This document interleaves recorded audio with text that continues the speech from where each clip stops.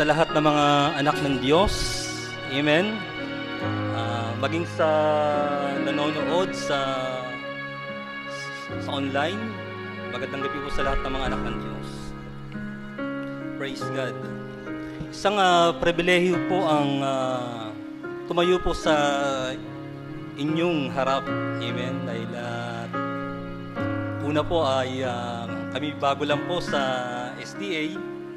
Pero nagpapasalamat po kay Ate Ning at binigyan ako ng chance na makapag-share sa inyo po sa gabing ito. Kaya salamat Ate Ning. Amen. Praise God.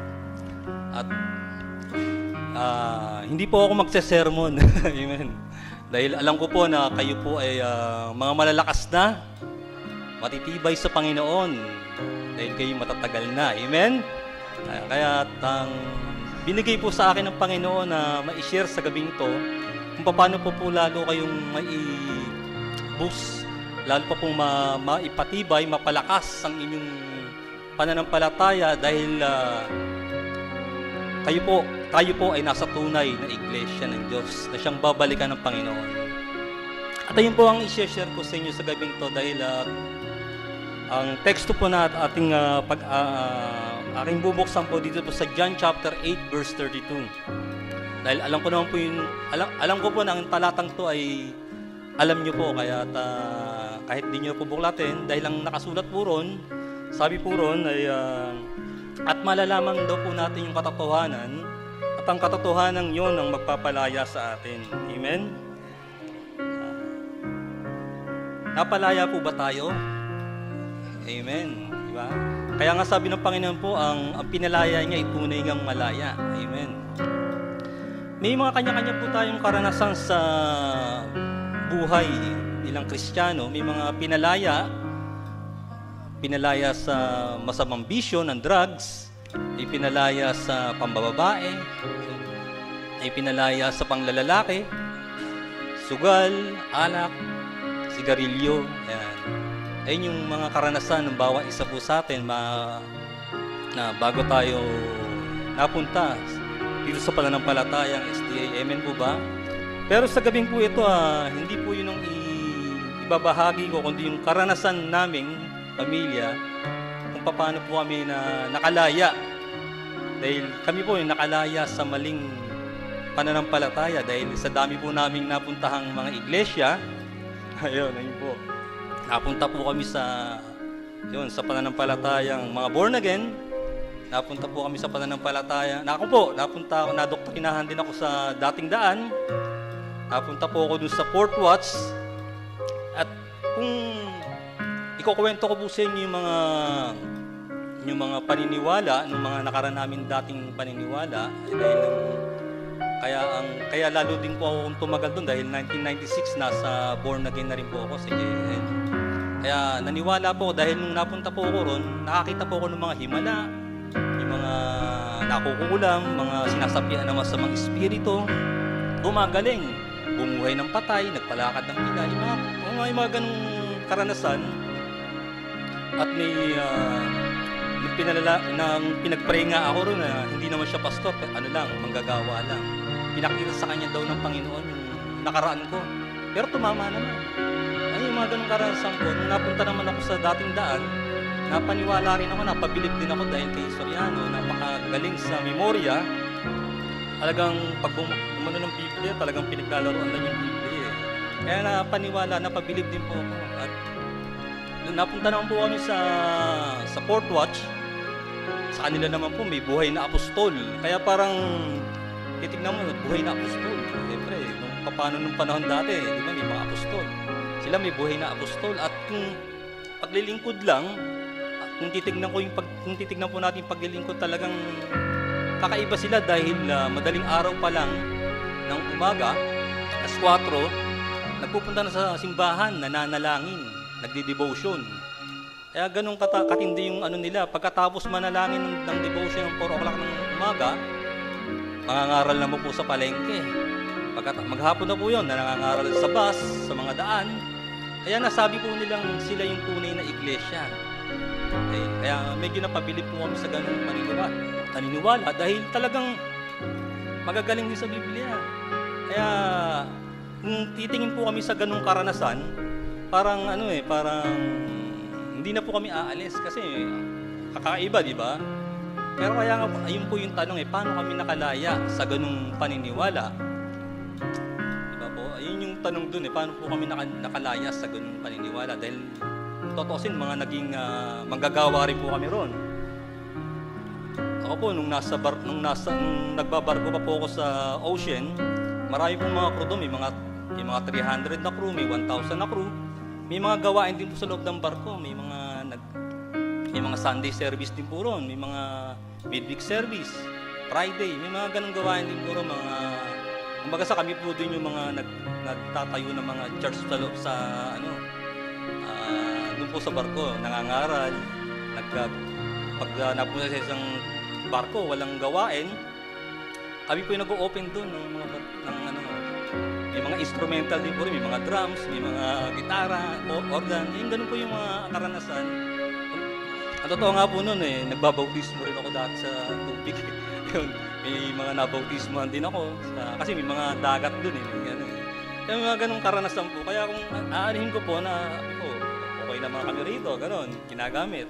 Pero ang tanong po doon, paano kami nakalaya sa ganung pananampalataya, di ba? Kasi katulad nung nakinig po kami sa pangangaral ng SDA, medyo may nung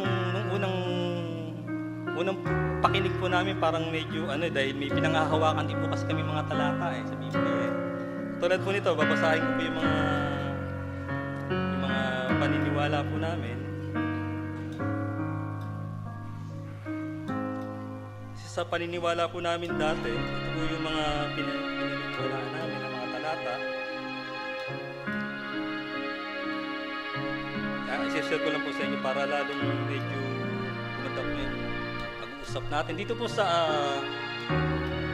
2 Corinthians 3:6-7, sabi po rito na gusto ko akong samahan sa pagbabasa.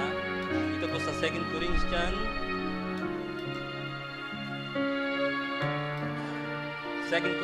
3:6-7, sabi po rito na sa amin naman ay nagpapaging sapat ng mga ministro ng bagong tipan, hindi ng titik kundi ng espiritu, sapagkat ang titik ay pumapatay. Tatapat ang espiritu ay nagbibigay ng buhay. Ngunit kung ang pangangasiwa ng kamatayan na nasusulat at nauukit sa mga bato ay nangyaring may kaluwalhatian, ano pat ang mga anak ni Israel ay hindi makatitig sa mukha ni Moses dahil sa kaluwalhatian ng kanyang mukha. Ang kaluwalhatian ito'y lumilipas. No? Sa amin po kasi, yung pagdating dito sa may sarili po kami interpretasyon, na yung titik daw po ay pumapatay. Sabihin, pag yung mga utos, lahat ng utos na yan, pumapatay. Kaya ganun po ang dating sa amin, ang interpretasyon po namin doon. Kaya sabi rin po sa Acts, diba, na hindi kayo aariing ganap sa kautusan ni Moses. Parang gano'n, kaya ang dating po sa amin, yung mga tapos sa Hebrew naman po, nang palitan ng pagkasaserdote, pinalitan din ng kautusan. Kaya sa amin po, wala na yung kautusan dati noon. Ganun yung interpretasyon po namin doon na talagang yung kautusan, pumapatay. Kasi nga, dahil nga sa meron po siyang batas na kung ginawa mo yun, pagdapat, may mga tulad nun, pag ginawa mo yun, papatayin ka sa pamamagitan ng bato, may parusa. Kaya ganun po yung sa amin, kaya parang ang dating sa amin, interpretasyon namin, wala na yung mga kautusan. Sa biyaya na lang, ganun yung interpretasyon namin.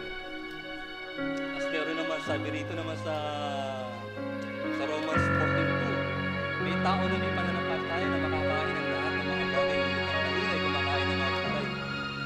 Ito, kung babasahin ko yung tuloy-tuloy puro, na parang ang dating sa amin noon na may mga tao doon na makakain doon lahat ng bagay. Kaya dating po sa amin dati na talagang pwede na kainin lahat. Wala na yung mga dahil na Kaya, yun, share ko lang po sa inyo ito para medyo lalo pong lumakas yung natin, paano kami nakalaya sa ganitong paniniwala. Meron naman po rito sa Romans 14:5, sabi rito, may nagmamahala sa isang araw ng higit kaysa iba. Ayun, parang dating sa amin na yung may mga tao na talagang may kanya-kanyang ano na lang, araw. Hindi na yung araw ng Sabado. Kaya ang dating sa amin, kahit anong, kaya sa amin po dati noon, nag-aano kami ng mismong, kunyari, nag-aano kami ng, kunyari, Wednesday, ito yung gagawin ko parang pakikipag-niig ko sa Panginoon. Kasi gumagawa pa kami ng parang isang room na doon lang kami, yung para doon lang mananalangin. Ganun yung paniniwala namin eh. Kaya yung parang hindi na wala na yung Sabat.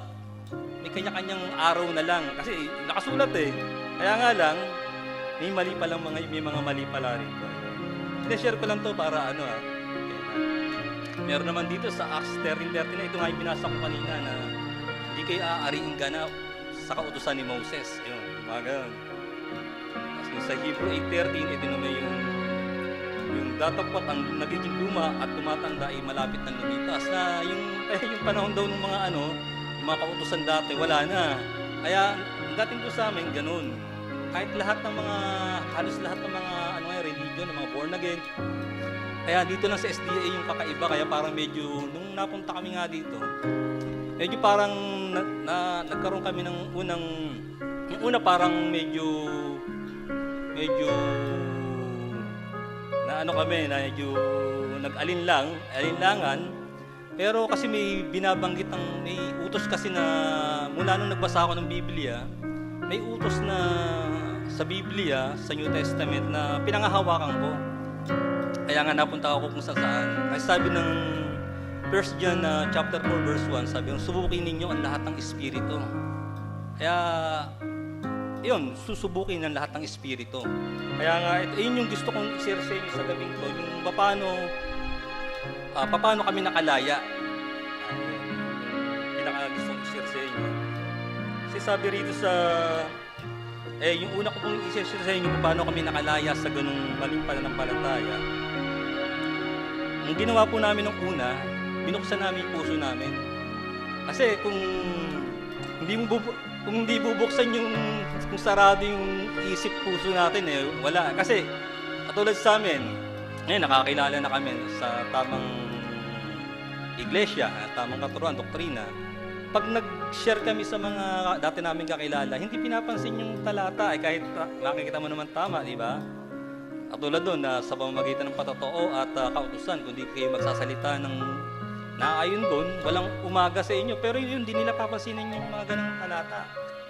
Kasi nga, may pinangahawakan. Ayaw nilang buksan yung puso nila.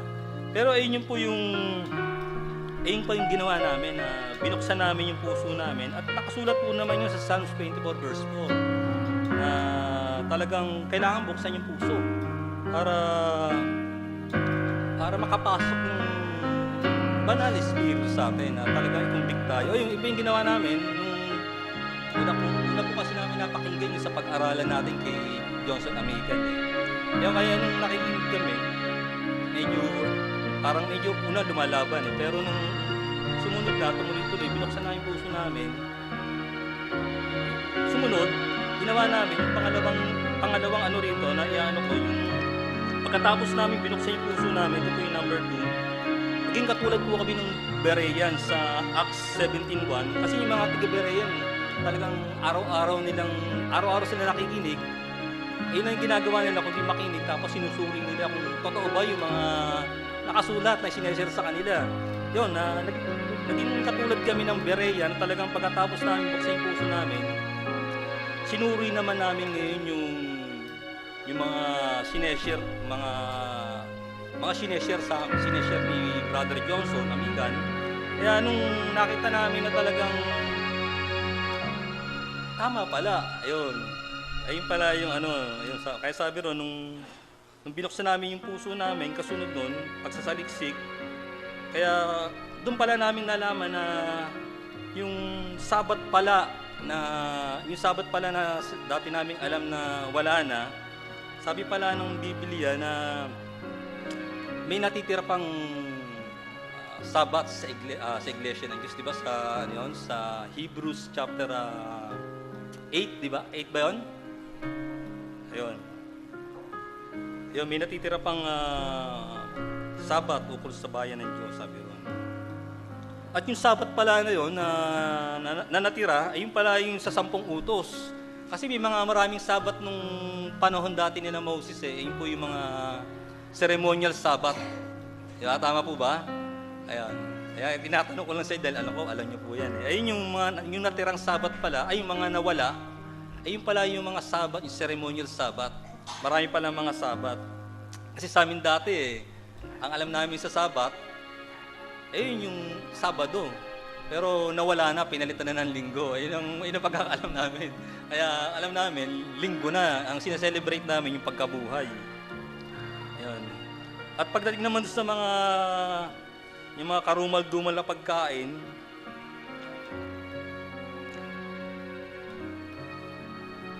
marami pa rin pala hanggang ngayon. Ayun pala ang doon na ang nilinis lang ni Kristo ay yung mga mananampalatayang tao. Ayun, hindi pala kasama yung hayop. Ang nilinis lang pala, ayun. Kaya kung kami naliwanagan na talagang mabuti yung Diyos kasi kung hindi namin binuksan yung puso namin at di kami nagsaliksik, malamang nandudun pa rin kami sa maling paniniwala. Kaya inang nilagay sa akin sa puso ng Panginoon na yun yung i-share ko dahil alam ko kayo malalakas na matatagal na kayo sa Panginoon na may i-share siya, na may lalo pa kayo maboost na tayo po ay nasa tunay na iglesia at yung iglesyang babalikan ng Panginoon ay yun po yung mga Adventist. Advent niya, nag-aantay. Ibig sabihin ng Advent, nag-aantay, di ba? At yung mga nag-aantay na yon, yung Adventist, ay yun yung mga nangingilin ng Sabat. Amen, di ba? Kaya nagpapasalamat ako sa Panginoon at dinala kami sa tunay na iglesia na kanyang babalikan. Kasi kala namin dati, yung mga dati namin pinanggalingan, yung iglesyang babalikan. Kasi ganun din ang nila eh. Na sila yung tunay na iglesyang babalikan. Kaya talagang isang malaking biyaya yung pinaranas sa amin ng Panginoon. Kaya nga yung inawit namin kanina, yung kay buti mo, Panginoon. Bagamat di ka karapat-dapat, ginawang karapat-dapat. Kaya nga, sabi namin, ang pagpupurit pa sa salamat ay sa Panginoon lamang. Kaya, ayun po, tinatapos ko na po doon, ayun lang, hanggang doon lang po.